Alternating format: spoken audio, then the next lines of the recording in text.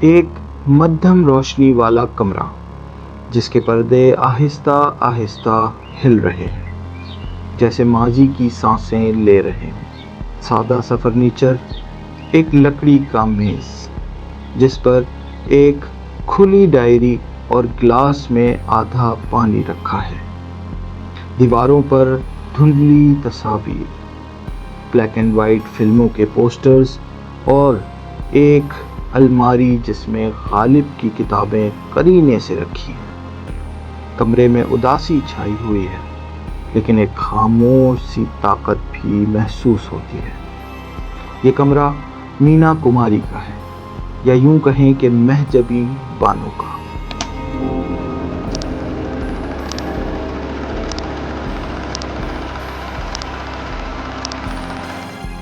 Dream decode پر اس سچی کہانی کے ساتھ میں ہوں سہیب۔ اس سے پہلے کہ آگے چلیں، آپ سے گزارش ہے ڈریم ڈیکوڈ کو سبسکرائب کریں، شیئر کریں اور کامنٹس میں اپنی رائے سے آگاہ کریں تاکہ آپ کو ہماری مزید اچھی ویڈیوز ملتی رہیں۔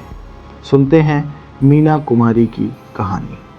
ساڑی میں ملبوس، آنکھوں میں تھکن اور دل میں برسوں کا وزن لیے وہ سامنے آتی ہیں، سامعین کو یوں دیکھتی ہیں جیسے پہلی بار کوئی انہیں سننے آیا ہو۔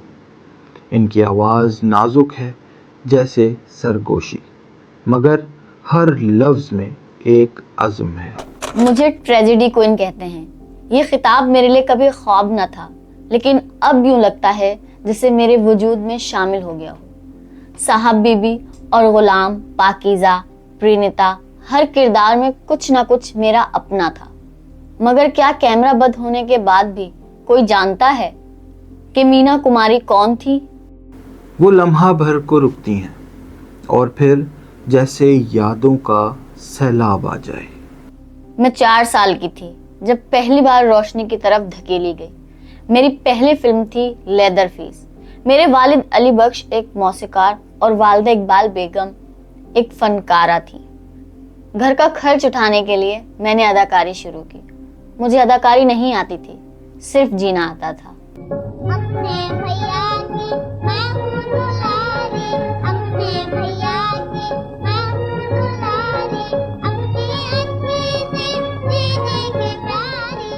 رفتہ رفتہ وہ بچی جو بیبی مینا کہلاتی تھی بڑے پردے پر چمکنے لگی۔ وجے بھٹ نے 3 نام دیے، پربھا، کملا اور مینا، اور اس نے چنا مینا، جو خود ایک نغمے کی طرح لگتا تھا۔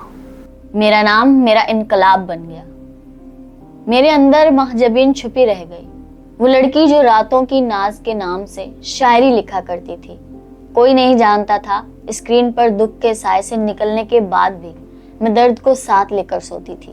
ان کی آواز کچھ لمحے کے لیے لرزتی ہے۔ میں نے محبت کی اور میں نے کھویا۔ کمال امروہی سے میری شادی ایک خواب جیسا آغاز تھا، مگر جلدی وہ خواب قید بن گیا۔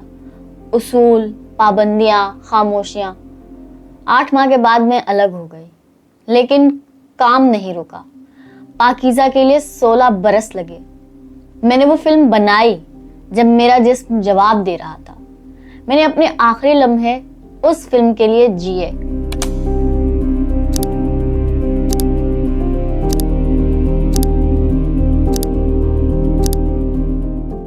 وہ مسکراتی ہیں تلخ سچائی کے ساتھ۔ میں نے سب کو کچھ نہ کچھ دیا، نوجوان اداکار، پروڈیوسر، رشتہ دار، سب کو سہارا دیا، لیکن جب مجھے سینٹ ایلزابتھ ہاسپٹل میں 3500 روپے کی ضرورت پڑی تو کوئی نہیں آیا۔ مجھے کہتے ہیں میں سخی تھی، شاید تھی، لیکن مجھے بھروسے کا افسوس ہے۔ پھر وہ ڈائری کھولتی ہیں، ان کی انگلیاں صفحات پر چلتی ہیں جیسے یادوں کو چھو رہی ہوں۔ میری شاعری میری پناہ تھی۔ میں نے لکھا کہ بادل ہوا کے ساتھ آتا ہے اور چلا جاتا ہے، مگر میں چٹان ہوں۔ دنیا مجھے نازک سمجھتی رہی، مگر میں سخت تھی کیونکہ مجھے ہونا پڑا۔ وہ کھڑی ہوتی ہیں اور ان کی آواز میں ایک گونج سنائی دیتی ہے۔ میں نے ग्लिसरीन से कभी आंसू नहीं बहाए। मेरे आंसू असल थे, मेरे दर्द सच थे। सत्याजीत राय ने कहा कि मैं आला अदाकारा हूँ। पंडित लच्छू महाराजा ने कहा मेरी हरकतें सिखाई नहीं जा सकती।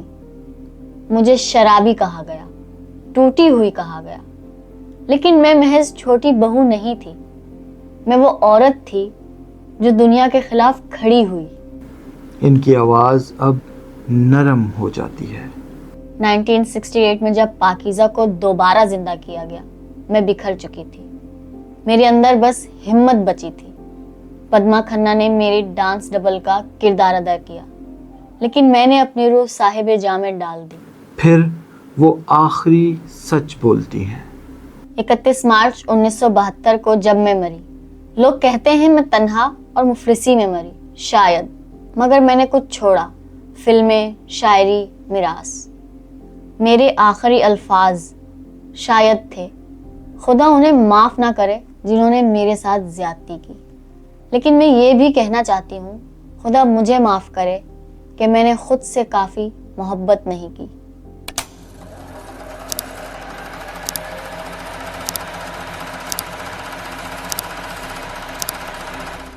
वो फिर बैठती हैं, डायरी खोलती हैं और आहिस्ता आहिस्ता लिखना शुरू करती हैं। कलम की आवाज़ बाकी रहती है, जैसे कोई कहानी अब भी जारी हो। ये कहानी एक याद है, एक औरत की आवाज़ जो फिल्मों से निकलकर हमारी रूहों में गूंजती है। मीना कुमारी, महजबी बानो, नाज, वो सब कुछ थी जो हमने कभी सुना और कभी समझा नहीं।